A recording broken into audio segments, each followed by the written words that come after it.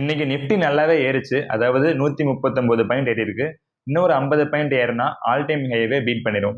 Tata Motors, முக்கியமா இந்த Tata Motors பத்தி பேசியே ஆகணும். கடைசி ஒரு 5-6 நாள்ல 10% மேல டவுன் ஆயிருச்சு. இதுக்கு முக்கியமான காரணம் என்னன்னா ஜேஎல்ஆர் தான், முக்கியமா ஜாகுவார்.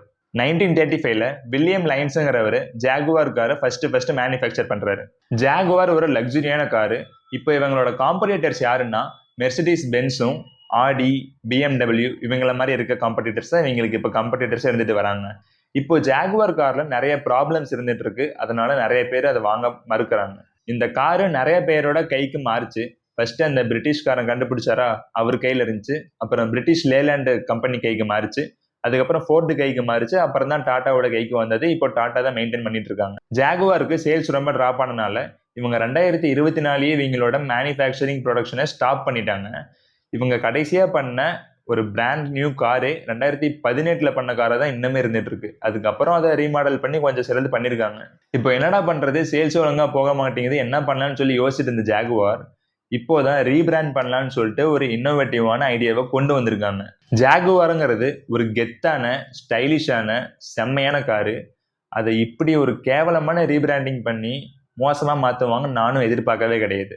நிறைய ஜாகுவார் ஃபேன்ஸுமே டிசப்பாயின்மெண்ட் ஆயிட்டாங்க இந்த ரீபிராண்டிங்னால. அது ஏதோ எல்ஜிபிடிக்யூவை ரெஃபரன்ஸை வச்சு பண்ண மாதிரி இருந்தது எனக்கு. அதுவும் இவங்க என்ன சொல்றாங்கன்னா, எங்களோட ஃபியூச்சர் ஃபுல்லா ஈவி நோக்கி தான் இருக்க போகுது. ஏன்னா ஃபியூச்சரே ஈவி தான்.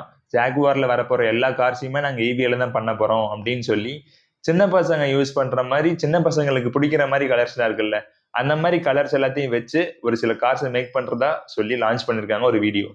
அது கூட பரவாயில்ல, அந்த காரை பார்த்த உடனே ஒரு அட்ராக்டிவ்னஸ் கொண்டு வரதே அந்த லோகோ மட்டும்தான்.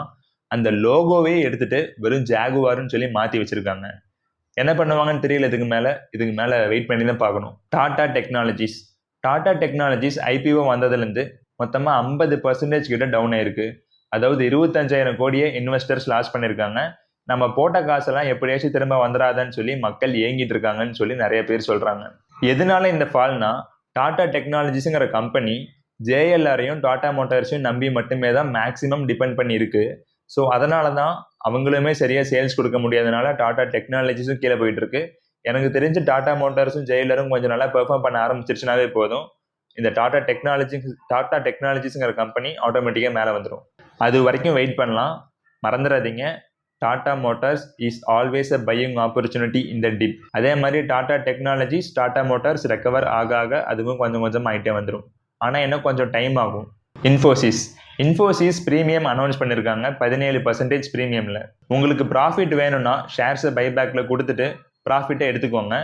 உங்களுக்கு வேணும்னா மட்டும் சொல்கிறேன், இது ஒரு லாங் டேர்ம் இன்வெஸ்டர்ஸ்க்கு நற்செய்தி. கம்பெனி ரொம்ப நல்லா போயிட்டு இருந்தால் தான் இந்த மாதிரி பைபேக் கொடுத்து அவங்களே ஷேர்ஸை வாங்கிப்பாங்க. ஆனால் ஒரு சிலர் இன்ஃபோசிஸ் ஹையர் வேல்யூவேஷன் இருக்குன்னு சொல்கிறாங்க. வெயிட் பண்ணி பார்க்கலாம். மேபி கீழே வந்தால் அதுவுமே வாங்குறதுக்குன்னு இன்னொரு ஆப்பர்ச்சுனிட்டி தான் இருக்கும்னு நினைக்கிறேன். பைபேக் November 20 இன்னைக்கு ஸ்டார்ட் ஆகி November 26 வரைக்கும் டைம் இருக்கு. ஷேர்ஸ் இருந்தால் பண்ணிக்கலாம். நாட்கோ ஃபார்மா ஸ்டாக்கை நிறைய பேர் வாங்குறதுக்கு இன்ட்ரெஸ்டடாக இருக்காங்கன்னு சொல்லி நிறைய பேர் சொல்றாங்க. இன்னைக்கு 5% ஆக்சுவலாக ஸ்டாக் ஏறி இருக்கு. அப்புறம் நாட்கோ ஃபார்மால டிவைடண்டும் தரேன்னு சொல்லியிருக்காங்க. இந்த வருஷத்துக்கு 1.50 ஒரு ஷேர் வச்சிருந்தீங்கன்னா உங்களுக்கு டிவைடண்டா அக்கௌண்ட்ல கிரெடிட் ஆயிரும். ரெக்கார்ட் டேட்டு இன்னைக்கு 28ஆம் தேதியிலேருந்து உங்களுக்கு பேமெண்ட் வர ஆரம்பிச்சிடும். அடுத்து என்விடியா மிகப்பெரிய பதிலடியை ஜென்சங் ஹியூங் எல்லாருக்கும் கொடுக்குற மாதிரி பயங்கரமான பதிலடியை கொடுத்து எல்லாரும் வாயவும் மூடி இருக்காரு. .com பபிள் மாதிரி, ரியல் எஸ்டேட் பபிள் மாதிரி, ஏஐ பபிள்ல நிறைய கம்பெனிஸை கிண்டல் பண்ணாங்க. இது ஏஐ பபிள்ல மாட்டிட்டு இருக்கு, கண்டிப்பா கிராஷ் ஆன எக்கச்சக்கமா லாஸ் ஆயிரும் அப்படின்னு சொல்லி பண்ணாங்க. ஆனா இப்ப என்விடியா கொடுத்துருக்க ரிசல்ட் 65% இன்க்ரீஸ் ஆயிருக்கு. குவார்டர்ல $57 பில்லியன் ரெவன்யூ பண்ணிருக்கிறதா ஜென்சன் ஹியூங் சொல்லியிருக்காரு. இதனால 2.5% ஸ்டாக்கு கடைசியா ஏறி இருக்கு. ஐபிஓ க்ரோ பத்தி பேசலாம். ஃபர்ஸ்ட், நம்ம இந்தியாவில் ஒரு புது பில்லியனர் ஃபார்ம் ஆகியிருக்காரு.